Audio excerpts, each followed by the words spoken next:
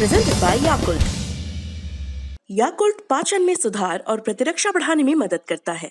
प्रतिदिन याकुल्ट का सेवन करें। आज़ादी मिलने तक भारत में ढेरों एयरलाइंस ऑपरेट करने लग गई थी। कारण यह था कि द्वितीय विश्व युद्ध के खत्म होने के बाद युद्ध में जो इस्तेमाल हो रहे थे विमान, वो भंगार के मूल बिक रहे थे, बहुत सस्ते थे, कोई भी लेकर के अपना वेंचर डाल सकता था। लेकिन 1952 आते आते दुनिया भर की एयरलाइंस की हालत में गिरावट देखी गई। इस विश्वव्यापी संकट से भारतीय एयरलाइंस को बचाने के वास्ते भारत की योजना आयोग ने सभी एयरलाइंस को एकीकृत करके उसका एक निगम बनाने की सिफारिश की और इस सिफारिश के नतीजे में मार्च 1953 में संसद ने एयर कॉर्पोरेशन बिल पारित कर दिया। बिल के प्रावधानों के अनुसार दो नियम बने। घरेलू उड़ानों के लिए राष्ट्रीयकृत विमान सेवा का नाम रखा गया इंडियन एयरलाइंस। इसमें 8 प्राइवेट कैरियर्स को एक साथ जोड़ा गया और इसी में एयर इंडिया के डोमेस्टिक ऑपरेशंस भी मर्ज हुए, जबकि अंतरराष्ट्रीय विमानों को ऑपरेट करने वाली राष्ट्रीयकृत संस्था का नाम पड़ा एयर इंडिया। पूरा नाम एयर इंडिया इंटरनेशनल कॉर्पोरेशन। हमने आपको शुरू में बताया था कि नेहरू की राष्ट्रीयकरण वाली नीति से जेआरडी टाटा नाराज थे। नेहरू ने उनकी नाराजगी दूर करने की कोशिश की। जेआरडी एयर इंडिया के अध्यक्ष बनाए गए और इंडियन एयरलाइंस के बोर्ड का निदेशक भी उन्हें बनाया गया। एयर इंडिया और इंडियन एयरलाइंस के डे टू डे ऑपरेशंस में उनकी बड़ी भूमिका होती थी। कहा जाता था कि वो उस जमाने में 1 रुपये की सैलरी पर काम किया करते थे।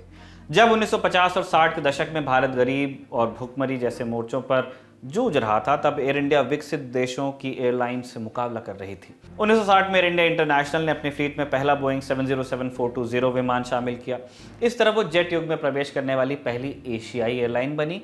11 जून 1962 को एयर इंडिया दुनिया की पहली ऑल जेट एयरलाइन बन गई। मतलब उस दिन तक सिर्फ एयर इंडिया ही ऐसी एयरलाइन थी जिसकी फ्लीट में सिर्फ जेट एयरक्राफ्ट थे, वरना बाकी फ्लीट्स में आपको जेट्स भी मिलते थे और प्रोपेलर्स भी मिलते थे। मतलब जो जिसमें 2 पंखे लगे होते हैं सामने, 2 या 2 से ज़्यादा, और खूब आवाज़ करते हैं।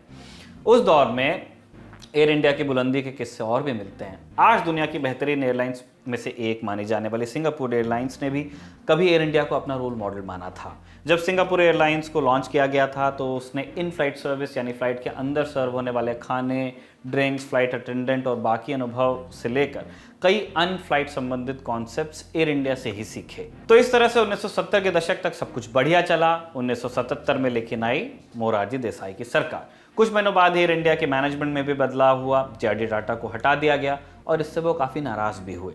हालांकि इंदिरा गांधी की सरकार आने के बाद जेआरडी टाटा को बोर्ड का अध्यक्ष फिर से बनाया गया।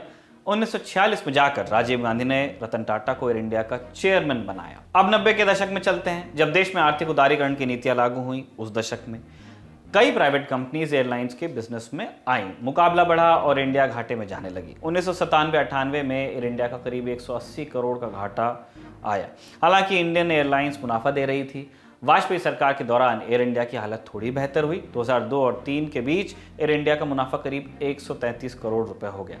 मनमोहन सिंह की सरकार के शुरुआती सालों तक एयर इंडिया फायदे में चली, लेकिन प्रफुल्ल पटेल नागरिक उड्डयन मंत्री बने और फिर एयर इंडिया ऐसी गिरी कि फिर कभी उठ नहीं पाई। 2002 और 3 में 133 करोड़ का मुनाफा देने वाली एयरलाइन 2006-07 में 450 करोड़ के घाटे पर चली गई। इंडियन एयरलाइंस भी घाटे में आ गई। एयर इंडिया की बर्बादी के लिए प्रफुल्ल पटेल की नीतियों पर आज भी सवाल उठाए जाते हैं। कहा जाता है कि उन्होंने बिना हिसाब लगाए ज़रूरत से ज़्यादा विमान खरीद लिए। इसके अलावा कई प्रॉफिट मेकिंग रूट से एयर इंडिया की उड़ानें बंद कर दी। प्राइवेट पार्टीज वहां पे अपनी फ्लाइट्स चलाने लगी। इसी तरह हमारे देश में आगे बढ़ी हैं प्राइवेट एयरलाइंस। 2007 में एयर इंडिया और इंडियन एयरलाइंस का मर्जर किया गया। इसने एयर इंडिया की रही सही उम्मीद भी खत्म कर दी। उसके बाद एयर इंडिया कभी मुनाफे में नहीं आई। अब एयर इंडिया को चलाने में सरकार को रोजाना करीब 20 करोड़ रुपए अपनी जेब से खर्च करने पड़ते हैं।